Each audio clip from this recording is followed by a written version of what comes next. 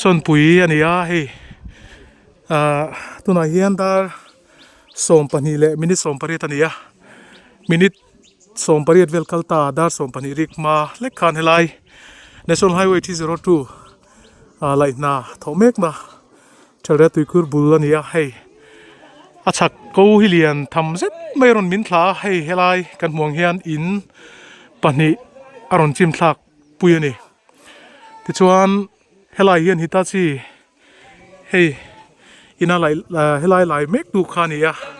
hitachi po hi aron khu then leivung hian aron khu mana amaro chu driver in sa seng mana zuang chuaka lau hle ni turani hei tlan chenga le antia tichuan ki lai ken in pani aron chima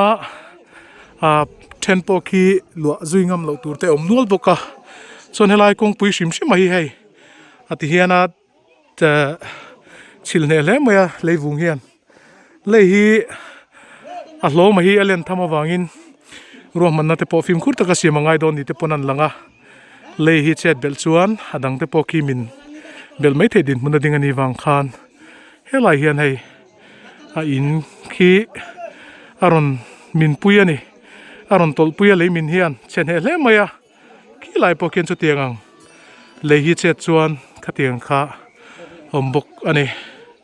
mar chu vanei thlak de umain Leimin in hian in tuma pathian ko ina zara chillo lo maya amaro chu liam ero chu antuara nom nual thung ani